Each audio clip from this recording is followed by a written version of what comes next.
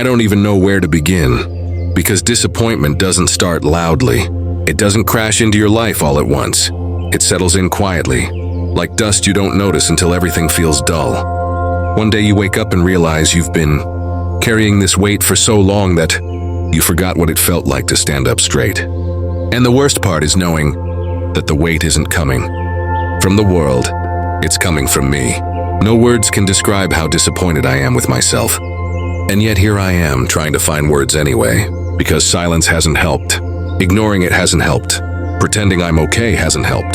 The truth is, I look at myself and I don't recognize someone I'm proud of.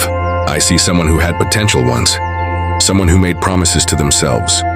Someone who truly believed things would turn out differently. I used to imagine a future version of me. Stronger, wiser, happier. I thought time alone would shape me into that person. But time doesn't build you if you don't move. Time just passes.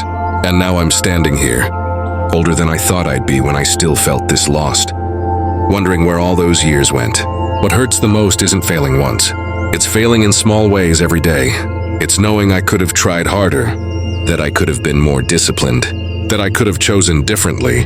There's a special kind of pain in realizing that no one sabotaged you more than you did yourself. No enemy hurt me as deeply as my own hesitation, fear, and comfort with staying stuck. I replay moments in my head, the chances I didn't take, the effort I didn't give, the days I wasted telling myself tomorrow. Tomorrow became weeks, weeks became years, and now tomorrow feels like a threat instead of a promise. Because what if it turns out exactly like yesterday? I don't hate myself loudly, I hate myself quietly, in the way I avoid mirrors. In the way I downplay my own dreams before anyone else can. In the way I expect disappointment now because it feels familiar. There's a comfort in expecting nothing. It hurts less when nothing happens. But that comfort is poisonous. It slowly convinces me that this is all I deserve. Sometimes I wonder when it started. Was it the first time I failed and didn't bounce back? Or the first time I compared my life to someone else's and felt smaller?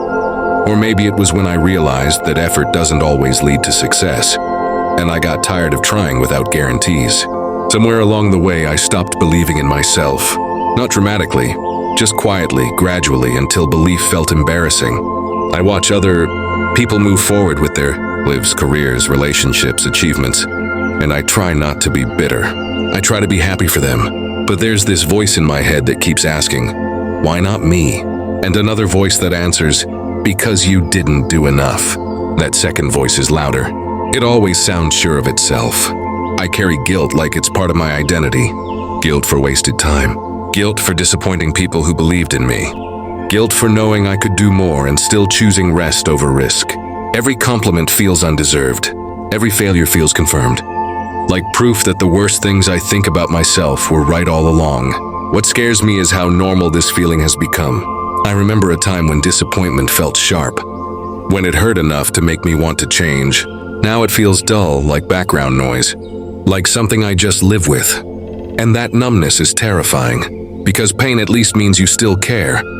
At night, when everything is quiet, the thoughts get louder. Not dramatic thoughts, just honest ones. The kind that ask questions I don't know how to answer. What am I doing with my life? Is this really it? Did I already miss my chance? I don't cry every night. Sometimes I just stare at the ceiling, feeling the weight of being me. I think about the version of myself I promised I'd never become, the one who settles, who gives up too early, who makes excuses instead of progress. And the hardest truth to face is that I'm closer to that version than I want to admit. Not because I'm lazy, not because I don't care, but because I'm tired. Tired of trying and feeling behind, tired of hoping and feeling foolish. People say failure is part of the journey, that it builds character, but no one talks about what it does to your self-image. No one talks about how it makes you question whether you're capable at all. How it makes you shrink your dreams so they won't hurt you anymore. How it teaches you to expect less from yourself until you don't recognize what ambition feels like.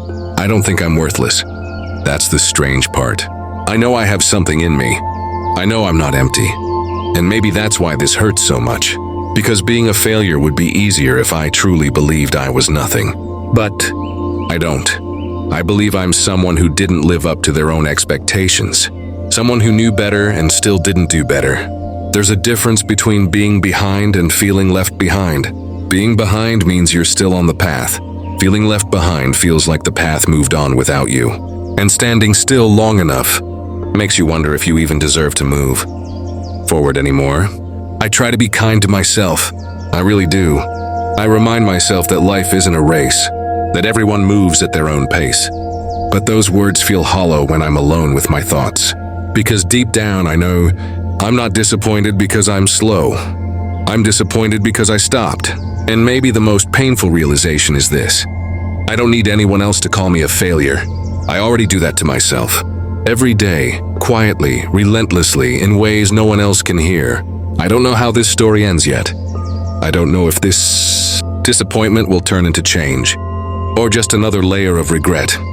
All I know is that right now, this is where I am, standing in the gap between who I am and who I thought I'd be, trying to make sense of the distance. And maybe writing this isn't about fixing anything. Maybe it's just about being honest for once, about admitting that I'm disappointed in myself in a way that words barely touch, about saying out loud what I usually keep buried, because pretending I'm okay hasn't made me better, and silence hasn't made me stronger. So this is me finally admitting it. I'm not who I wanted to be, and that realization hurts more than I know how to explain. Lately it feels like time is mocking me. Every calendar page flips too easily. Every birthday reminder feels heavier than the last.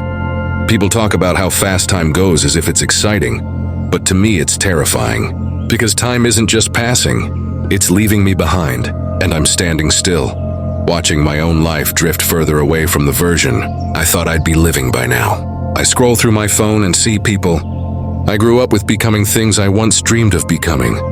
Not because I'm jealous of their success, but because their progress highlights my stillness.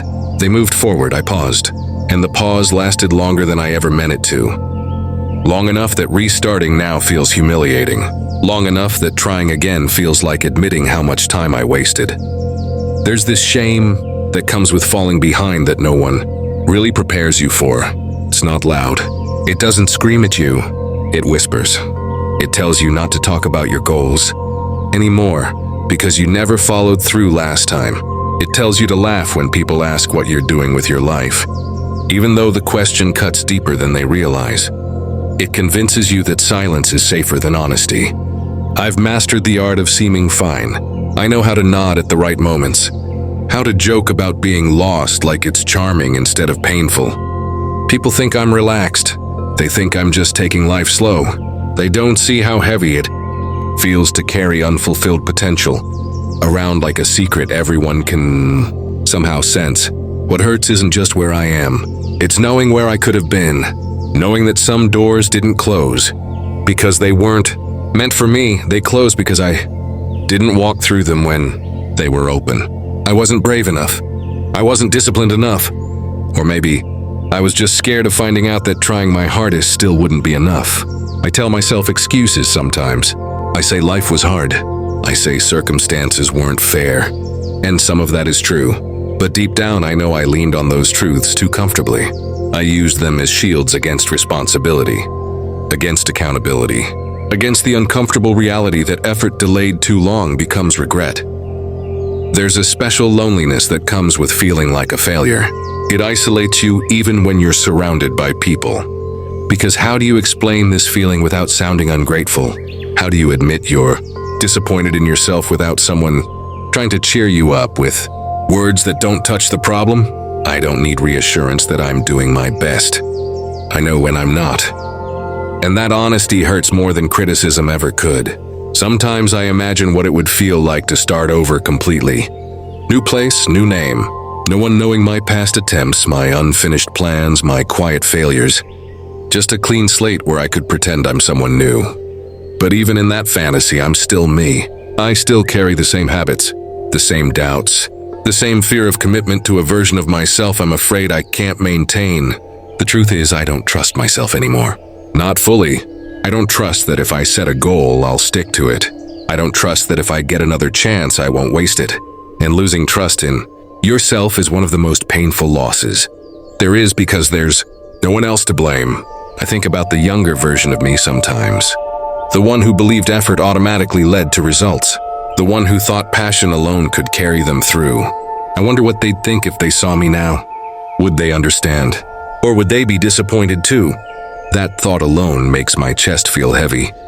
I didn't plan to become this version of myself, the one who hesitates before dreaming, the one who calculates risk until opportunity disappears, the one who feels tired before even starting. And yet here I am, not broken, just worn down. People say you should forgive yourself for the past, that holding on to regret only hurts you. But forgiveness feels impossible when the consequences are still unfolding, when the past isn't done affecting you, when you're living inside the results of your own inaction. I don't hate life. I don't hate myself, but I am deeply disappointed. Disappointed that I knew better and still chose comfort.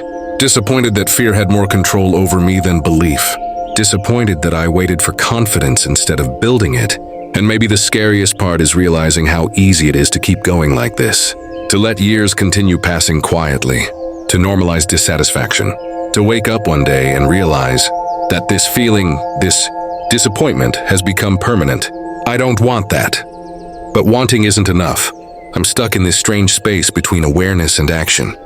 Between knowing I need to change and not knowing how to start without hating myself for starting late. Every beginning feels haunted by the question, why didn't you do this sooner? And there's no answer that makes that question hurt less. So I sit with it, with the weight, with the silence, trying to figure out whether this disappointment is the end of my story, or the part I had to go through to finally tell it honestly.